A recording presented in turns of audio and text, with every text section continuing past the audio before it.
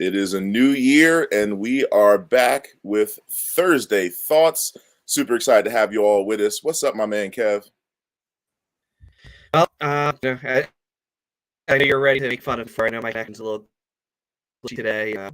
Here we are. We're having a discussion about video production. Can't get my lips to line up with what I'm saying. We're going to do it best today. So Here we are, C3. So if you couldn't understand what Kevin just said, it's ironic that we're doing a content show and Kevin's content game is severely lagging. Ooh, that was a good one. He's kind of like how the Giants are going to be this Saturday, just like falling short, just can't quite get it done. But because of that, we're going to jump right into it. We got an awesome guest for you today. Make sure you are liking, commenting, and sharing, and doing your best to listen to whatever Kevin tries to say today. Lego.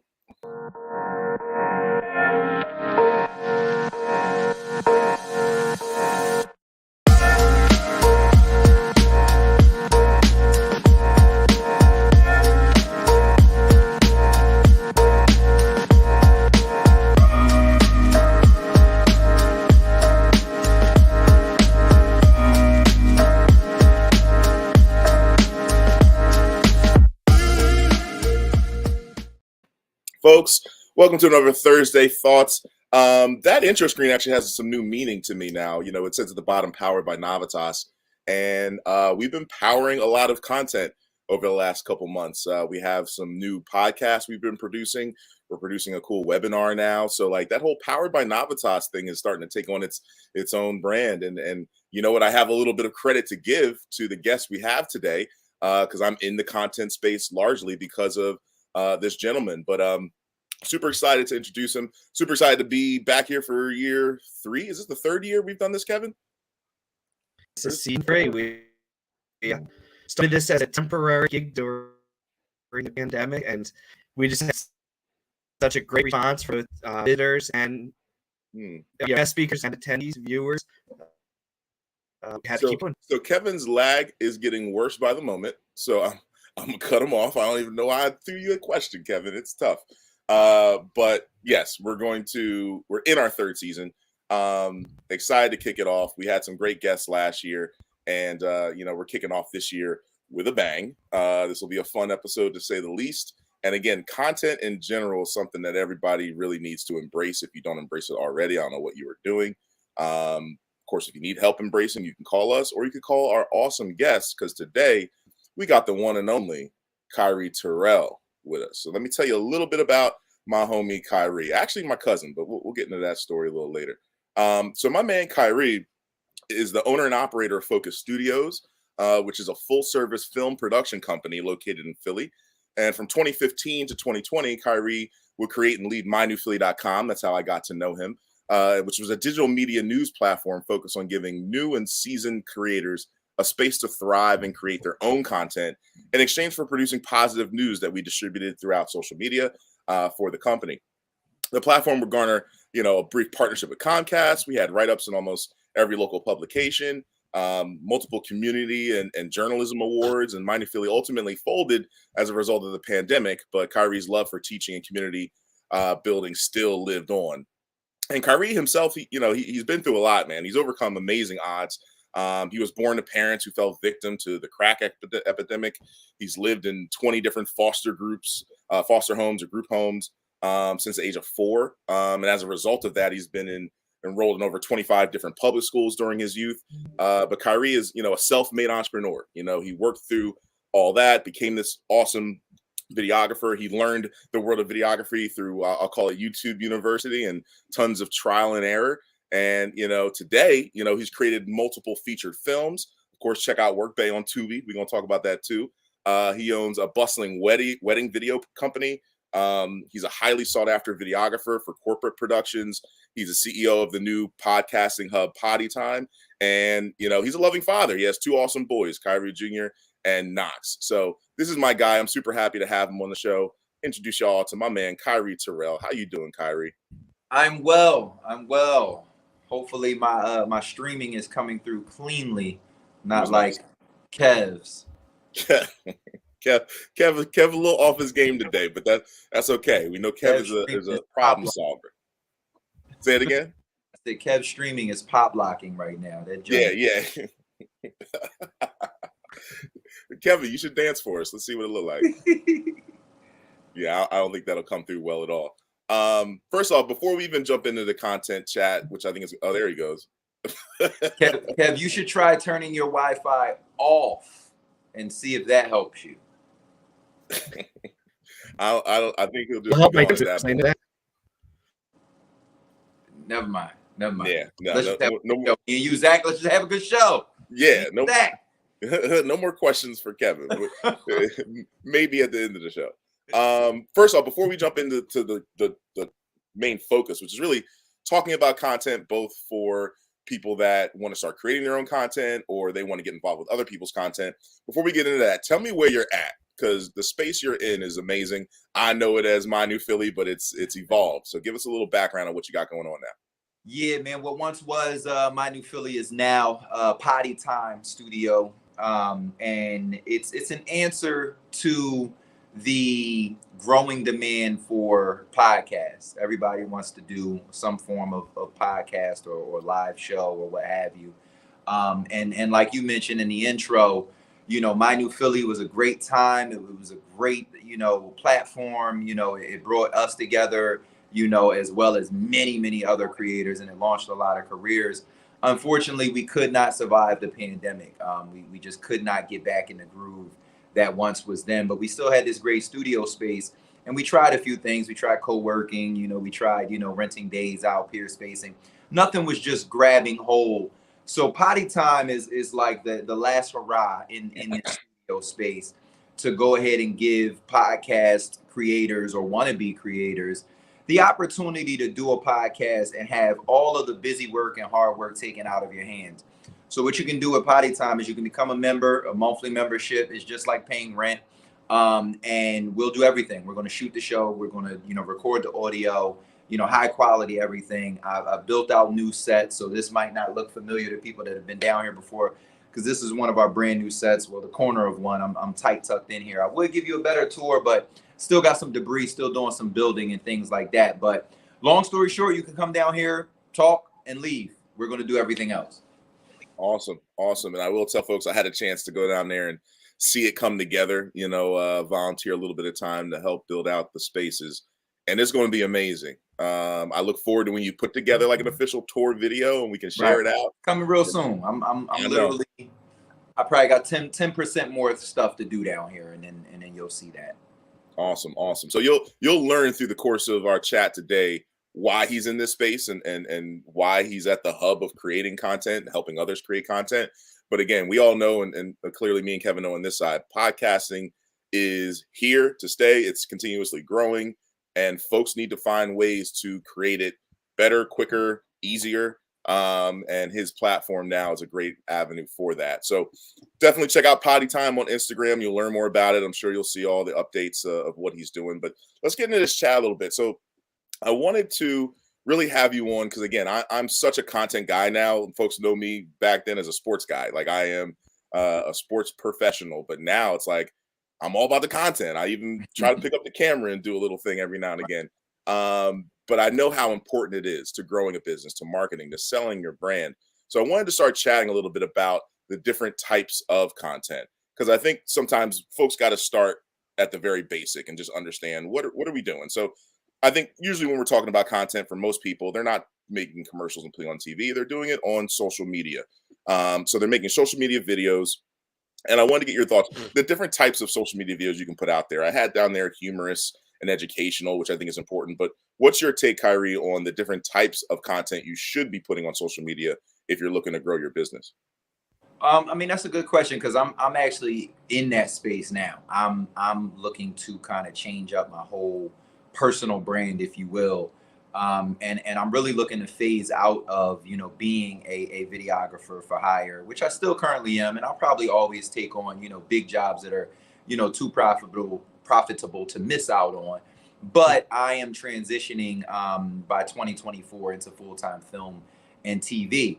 So with that, you know, my personal brand, my social media footprint is also going to change. And I'm just in a process right now of figuring out what that content's going to look like. So some of the different things that I already do is as you see Workbay poster behind me. If you follow me, you've seen me doing funny videos that were in the promotion of, trying to get people to go and watch my film, my first feature film, which is streaming on Tubi. So that's just comedy. It's just, witty comedy, witty humor, but with a punchline or a purpose that is actually a call to action, right? Mm-hmm. So if you have a brand, if you have, even if it's not a full-fledged brand, but it's something you want people to do. It could even be come to my birthday party, right? One of the best ways to get that out is shareable content, and people love to laugh. So if you make someone laugh, 9 times out of 10, they're going to share that thing with someone else that they love, or a buddy of theirs, or whatever it may be, just to get that same laugh out of them. And then, oh, by the way, you got this call to action at the end. So comedy is really one of the #1 shareable things on the internet. Mm-hmm. But then you also got to remember, YouTube is Google, Google is YouTube.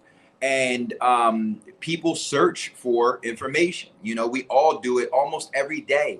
If there's a thing we don't know, we search for it. So you want to be putting things on YouTube, especially YouTube Shorts right now. The algorithm's wide open. They're trying to really get people using that feature. So anything that you can do that's searchable, any expertise you have, the educational content is really good. It'll really be shared and passed around, especially if you're really an expert at it, right? Obviously, if you're BSing folks and you're not really, on your job with that, right? Not too many people are going to search it. But if you answer a question effectively, people will come back. People will follow you, and they'll say, "Well, this guy or girl was really informative, and I'm going to go ahead and follow them." So I'd say, top 2, humor and educational. After that, people love sensationalized things. People love action. People love those types of things as well. Pets, niche, those are good areas as well. And what social media has become nowadays, you can really go far in niche. So if you really do something really well, or you have something that you can do that's really fascinating. Like I see this one guy that can't remember his name, but he does all of the crazy handstands. Y'all know I'm a gym fanatic. I do handstands and all of that. So I follow those types of people. But there's this guy, he's been on America's Got Talent. He's been on Ellen. He's been on all these things because he does handstands on these dumbbells and other different objects. Like that's his entire social media platform. Super duper niche, but he has a millions of followers. So anything that you do, I don't care if you can stack eggs up, do it in as many different places as you can do it, and you'll develop a following. Niche is also really, really big. For sure. You did mention pets too. Cat videos have taken over social. Pets and animals are always going to rule the world. And we're fans of Tony Baker doing the voiceovers on animals. Like he carved a whole lane for that. Another thing too that you mentioned was really important was that educational element. I go to YouTube for a lot of stuff, or go to Google, and then I'd rather watch a video showing me it than reading something. And it hits me all the time. My water heater looked like it was on its last leg, so I just Googled, how do you fix a water heater? And the video that first popped up had 390,000 views on it. And when I tell you the video was not good, like it was not a quality piece of content, but because it came up in the search, because his title was "How do you fix a water heater?" it got the views and it got the attention. So I like to tell folks, it's not about knowing that you have the best quality camera or that you can produce video better. That's not even a factor. You have to jump in and actually start to do it. And again, if you word it right, people will see it. And speaking of that, jumping in and doing it, one thing that I know a lot of folks, are curious about or still scared of doing is going live. Talk a little bit about the value of actually doing live content on your social pages. Right. It's funny. I just thought about that yesterday. I used to go live all the time in my car. I used to call them live thrives or thrive lives and thrive drives and all of that. And I kind of got away from it. And that's something that I'm definitely going to get back to. I think what discourages folks a lot of time is when you go live, we typically don't have a lot of numbers. There's a lot of people, the average content creator, they're not, popping up with, thousands or hundreds of thousands of viewers like the average celebrity would or what have you. But especially when you're building a brand, you got to remember, if you can get one person to make a purchase because you went live for 5 or 10 minutes that day, that's a good day, right? So we gotta, you gotta really remember why you're socialing, and let that kind of be your North Star, your guiding light. And just, you know, do what you can do. It's no different than if you were having a bake sale and, you know, you only service 10 customers, but, you know, 2 of them bought a pie. That's a good day. You know, you set out to do something and you got it done. So I say that to say live consistently is a really, really good tool for building your social media. It's not, you know, an open algorithm like it once was on IG or Facebook. When they were trying to push that feature, but it's still a great tool. And one of the things that you can do to help the engagement is schedule your lives, right? Show up live the same time every week, right? And promote that, you know, this way people that are, you know, friends of your content or want to see more of your content, you know, they can make a note of it, or they can make a mental note to say, oh, Kyree goes live at 8 p.m. on Tuesdays. I'm going to make sure I check him out. He always has a good word to say, right?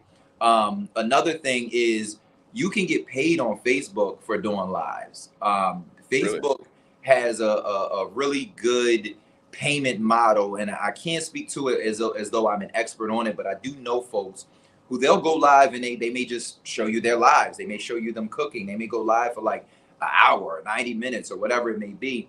And they see a nice little check, a nice little profit every month from doing that, you know, and they might go live twice a week, 3 times a week. So there's different reasons. Again, what's your why? What's your reason for going live? You know, some people do live shows. Like we used to do that in my new Philly. You still do it for Inside the Birds and those types of platforms. Right. You know, but those things are scheduled. Those things have a point and a purpose to them. And this is the way that people content now. You know, I actually was just having this convo with my fiance about, you know, Saturday morning cartoons and how we used to, you know, couldn't wait to get in front of the TV for that specific content. Content's not specific anymore. It's specific to the person, right? So you have to put it out and just lean on the faith that there's some people out there that are just like you or interested in the same things you are. And you have to be consistent to grow that following from you seeing 3 people on your live to 11 to 22 to 100.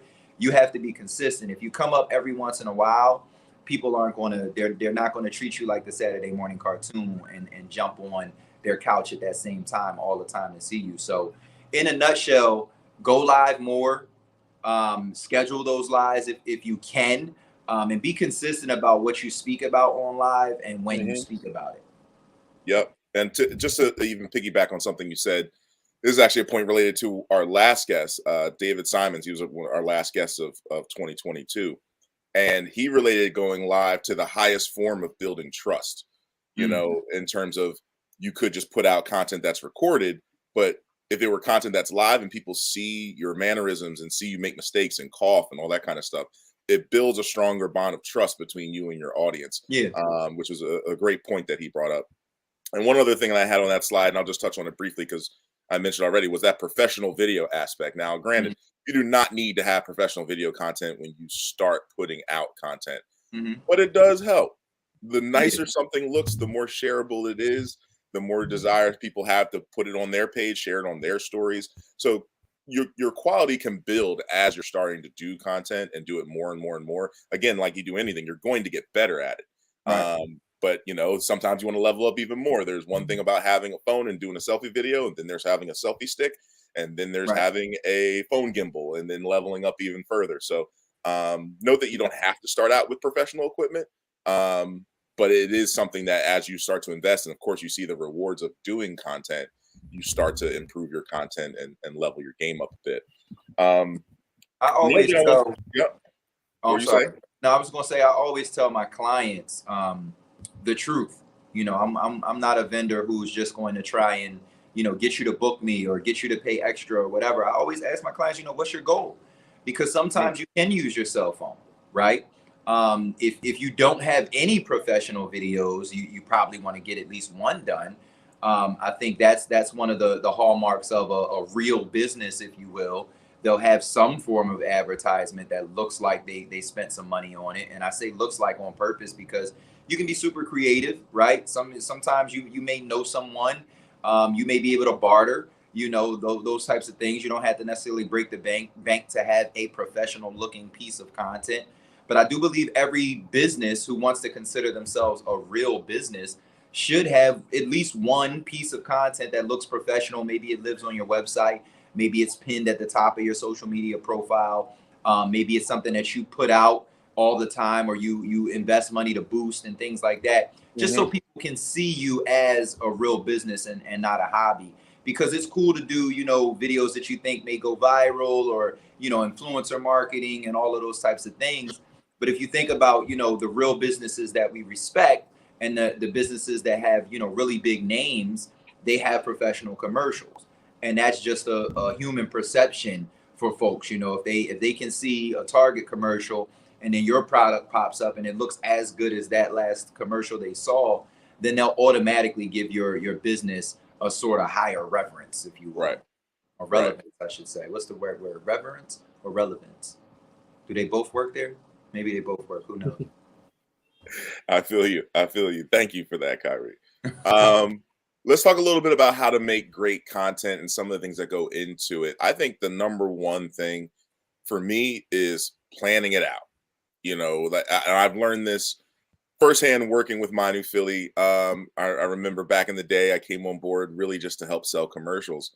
And I kind of got bit by the producer bug. Big shout out to Ebony Dukes.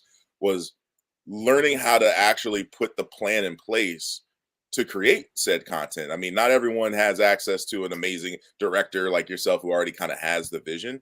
So like, give me a little bit of insight on what you need to kind of have in your mind, or what you should plan for before you're going to create content to promote your business. Right. So I always tell people the core focus of your business should be where you start. I think a lot of times people don't do content because they're just overwhelmed with what am I going to film? What am I going to talk about? And I think we all have, you know, at least a mission statement, right? We all have, if you're a product or service, you know, based business, you have a product that sells most frequently. You have a service that sells most frequently.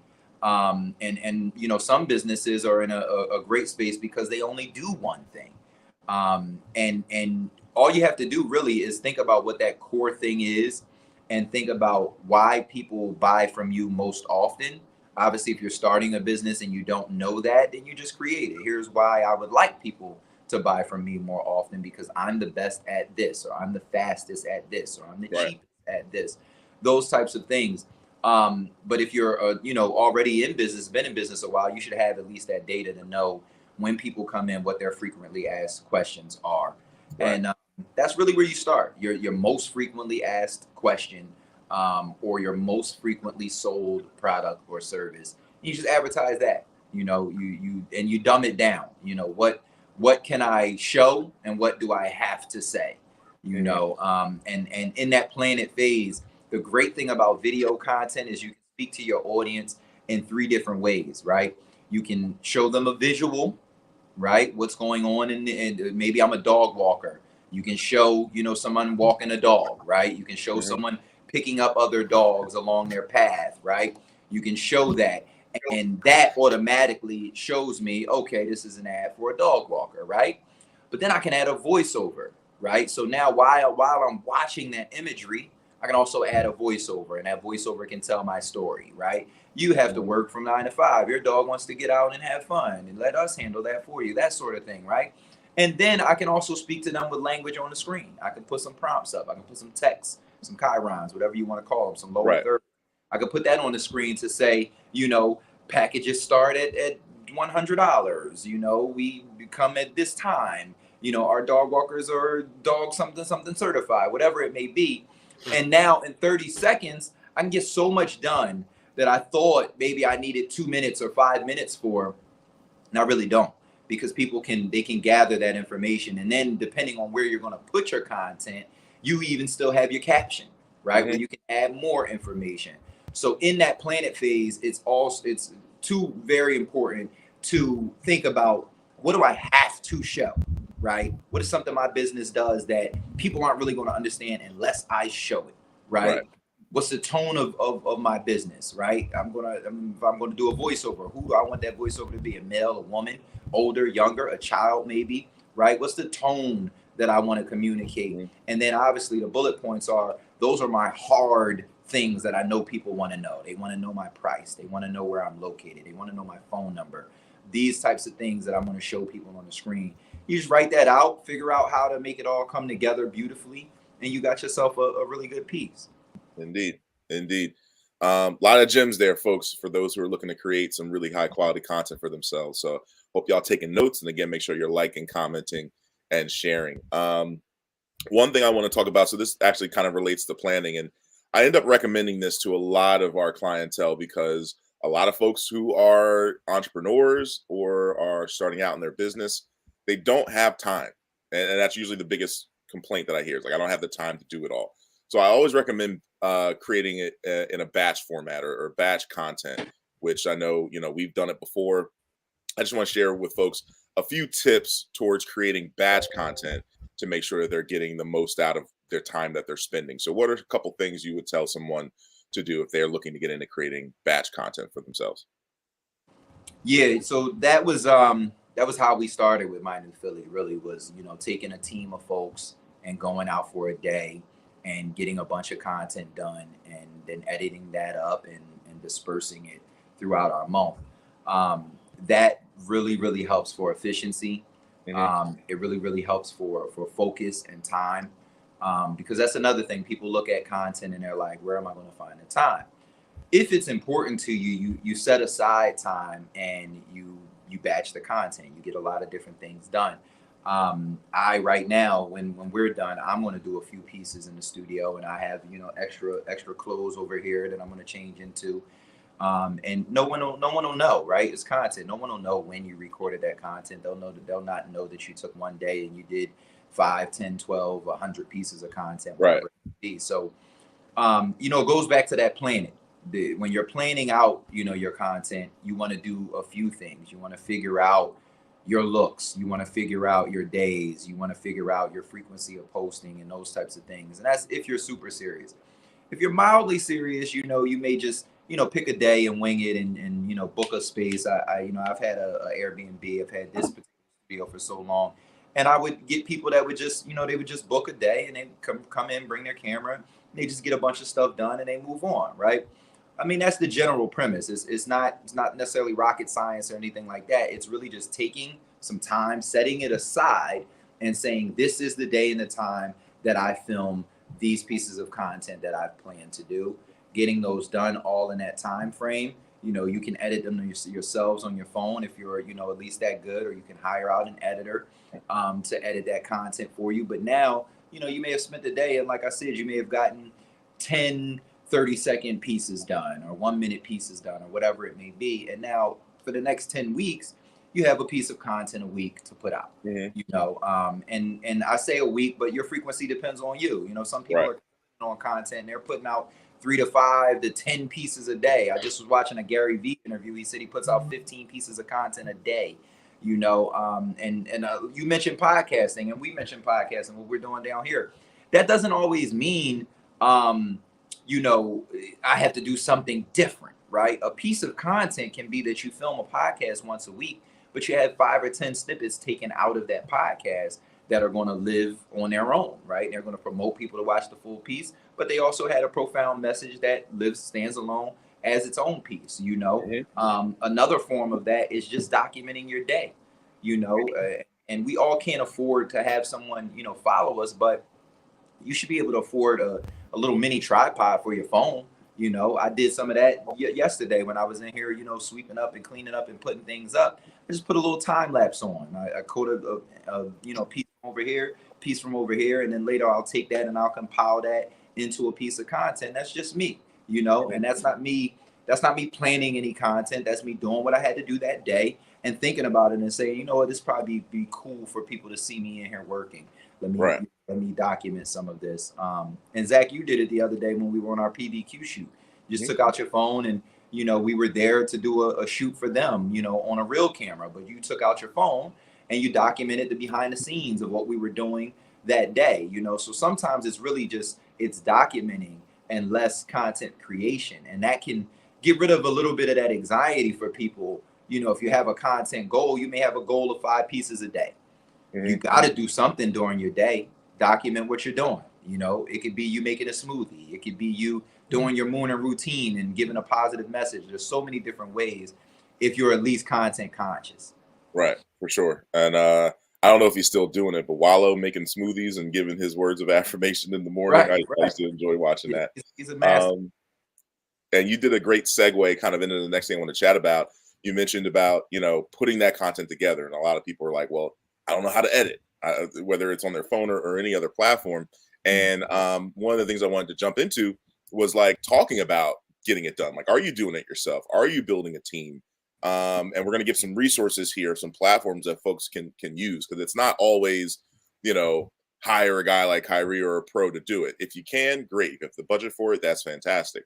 But there are a lot of ways that you can do it yourself. So what are some recommendations you might have for someone that's looking to not only create the content themselves, but like edit the content themselves, or, cost effective ways for them to do it? Yeah, I see you put Fiverr up there. There's also been lately just popping up different editing websites and where people, you may pay a monthly fee or a certain fee for a piece of content, and people will edit it up for you. I haven't used any of those yet, but as I start to produce more and more content, I can definitely see myself, subscribing to one of those types of channels, even if briefly, to see, what the quality of their content may be. Fiverr is really hit or miss, and I don't mean that to talk bad about Fiverr. Some of the hit or miss is a creativity, unification between you and the creator that you're working with. 100%. Sometimes that can be off. But what I do with Fiverr is, once I find someone, like I have a logo person on Fiverr now, I use them all the time, right? They've really consistently given me exactly what I want. I've used a flyer person before for my graphic design. So you just got to stick with Fiverr for a little while until you find someone that you really, really like, and then just treat that person good and stick with that person. Fiverr is an amazing resource, and Fiverr has grown. Literally, if you can think about it, you can find somebody that'll do it for you on Fiverr at an affordable price. And they have some really, really good people on Fiverr too that ain't no $5, but they got some great, content that they can produce. The other thing is, I talk about it all the time. Like, my new Philly was really TikTok and IG Reels before that was a thing, right? Before you could actually edit a video right in, TikTok, or right in, all these other apps have the little, you could do so much in editing now. We used to literally do videos where, we'd walk into a restaurant and we, talk about what that restaurant has to offer, and, whether, other places besides restaurant. We did real estate videos like that. We did event videos like that. We did all the things that you see on TikTok now before TikTok was a thing, before IG Reels was a thing, before IG video was a thing. We were doing this type of content, right? So a lot of the people that work through us, they understood what we saw coming, and they're, if not master editors now, at least in their phone and TikTok, they were introduced to it before it came along. I only bring that up to talk about how easy it is now, right? It's super duper easy to just take a clip on your phone. Most of us that have smartphones, our phones have a really good quality image. That quality is only going to increase over time. You see now that the iPhone 14 has, like, movie quality, files that you can record. That's going to get better and better. So that means that, after 4G comes 5G, comes 6G again and again. And I wish 6G was here right now for Kev, so that he could join the conversation and not be lagging with his 1G phone that he has. But I say that to say, in the future, Kev will be able to speak on StreamYard, and other people will be able to make great content in their phones. So you gotta learn that little editing swipe. Some of the other things they have, you can green screen right on your phone now. There's so many things you can do. You got to take some time and learn it. And I would suggest carve out some time and say to yourself, even if you're an older head and you didn't start with the social media, so it all seems daunting, take a day, maybe two, maybe even get one of your nieces, nephews, grandkids, whatever it might be, and just have them give you a tutorial. Teach me how to do this. Show me how to do that, because it's not hard. It's not hard. For most people, they just feel like it's going to be so confusing and so nerve-wracking that they never get into it. It's not hard, I promise you, right? And once you know it, once you learn those interfaces, they're going to change and they're going to grow, but you'll know the basics and you'll be able to just grow and move with those punches. Right. Right. And it's definitely, like you said, it's not difficult. There is a creative element to make things really, really good. So, your creativity skills grow over time. But it can be tedious. So you do have to take the time to really get into it. And a shout out to another platform I've been using a lot lately, which is CapCut. Great. I've been doing that a lot. And again, that's a on your phone editor. Apparently, they actually also have a desktop version. I haven't tried it yet. But I have started to use that to produce content on my phone, and it is a fantastic app and program. So shout out to CapCut. So last thing I want to jump into, Kyree, before we get out of here, is I want to talk to the point of basically not making your own content, but investing in others' content. I think that is a space where folks are starting to do that a lot more. I think the one initial one is just sharing content. I know some pages and all they are stuff that they found on other pages that they're sharing, and it happens to be the page I follow, and I go there to get all the funny stuff or all the whatever. Influencers, of course, that's a buzzword in the marketing space, which is still an interesting space to traverse. And then the other one I wanted to touch on was sponsorship. So that's me taking my dollars and basically sponsoring someone else's content, and they're shouting me out. They're putting my logo up on it or whatever. So you could touch on any of those three, but specifically, I know you have movies and you look for sponsors, and people can actually put their brand in front of the productions you make. So talk a little bit about using other people's content to grow your brand. Definitely. I am obviously Workbay is on Tubi right now. We are about to go into production on Workbay 2. And our executive producer behind that is a great gentleman, Charles Tank Harris, who's a friend of yours, I'm sure a friend of the platform and all of that. So that's one way, you can get into it. He's looking to build his portfolio and make some money and do those types of things. So he jumped on board to be the person who's funding our next film. Other ways, if you're maybe not there yet, is I'm always approached now that I am in the film space by clothing brands who they're like, yo, can you wear this in the movie? What you need, let me know. I had a guy hit me up about ties the other day. I make ties. I'd love to put you in one of my ties for the film. So product placement in people's content doesn't have to be as big as a movie. There's podcasts everywhere. So even if you set out the Google and find some of the top performing podcasts, and you just throw them a bone, hey, I got this great shirt, got this great coffee, whatever it might be, whatever you do, can you put this on your platform? How much does it cost for you to take a sip of my water with the label, facing and just tell people how good it is? You got to be creative, because the commercial that you see even on the Super Bowl these days, which is crazy. Those commercials are not getting as much engagement as the viral posts of the year. And I listen to what I'm saying. The Super Bowl comes around once a year. Billions of people are going to watch the Super Bowl, right? Everyone's not going to stay on their couch and see those commercials, but the number of people that have seen those commercials, we're just going to be told. You can't necessarily verify. I'm not saying that, all social media numbers are verifiable, but they are there, right? So every year we've learned we're accustomed to now, people put lists out now about every year something goes super duper viral, right?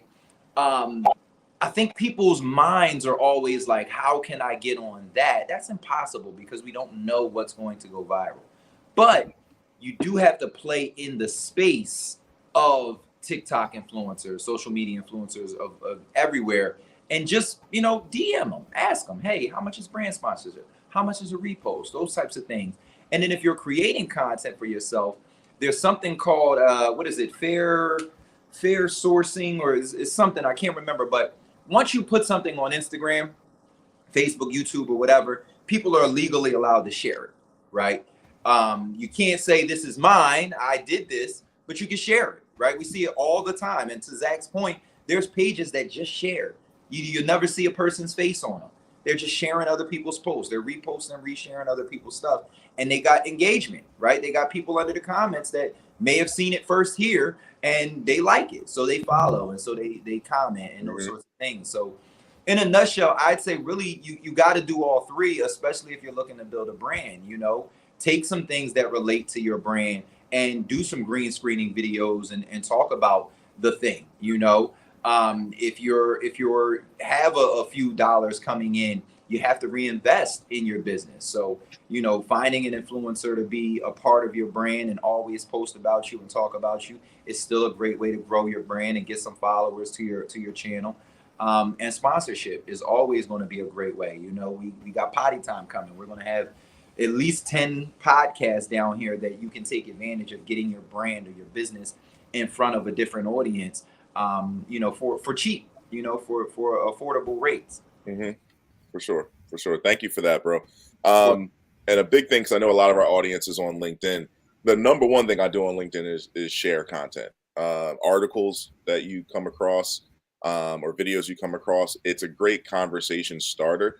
And as much content as I make, you know, I don't always have like LinkedIn appropriate content. Like I'm sitting here shouting out, you know, someone for their birthday. Like I'm not putting that on LinkedIn, but like finding articles on that space, I love sharing stuff on LinkedIn. I always get some of the greatest engagement when I have an article I find that people can actually debate or talk about.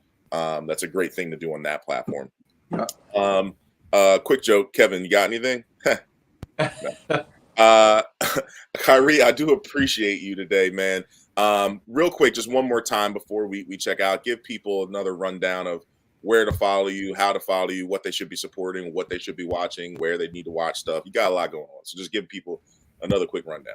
For sure. You can follow me at Kyree Terrell on most social media platforms. I think on TikTok I'm like Kyree Terrell Kai or something like that, but I'll pop up when you pop. Are you a TikToker?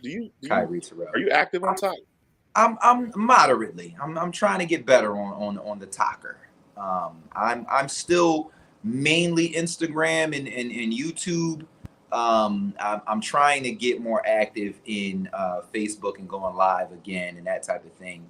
But I've been mainly focusing on IG and secondarily YouTube. And but I aim to get my game up. But nonetheless, definitely check out Workbay on Tubi. You can also follow Potty Time Philly for updates about the podcasting space and when we're going to be accepting rentals, which is very, very soon. So yeah, that's basically it. You know, podcast is here to stay. This is a new business venture for me, but I think it's going to be one that really takes off. Awesome. Of course, you already know. Wish you the best and everything with that. So folks, we are going to have another, of course, episode the third Thursday of February, but we haven't chosen who that is yet. So if you would like to be a guest on our show, you can always shoot us an email at energy@navitasmarketing.com, and we'll talk about having you on an upcoming show. Now, simply just to appease my friend here, Kevin, he knows I am not a fan of his dad jokes, and he also knows his glitching self today would not be able to provide a dad joke, so he decided to send me a dad joke to share with you all. So Kevin, don't talk. I'm still going to put you in the front screen, so I want my face to be up there when I'm saying this. So here is Kevin's dad joke. What happens when a video marketer becomes a director? He says, lights, camera, call to action. Yay. Are you happy, Kevin? Are you glad that I gave your joke? Because it was corny as they always are. There we go. Even his thumbs up is glitching. Yo, it's got the glitchiest thumbs you ever seen in your life. Folks, thank you again for watching. Make sure, again, to still share the show. Make sure you follow Kyree on his platforms.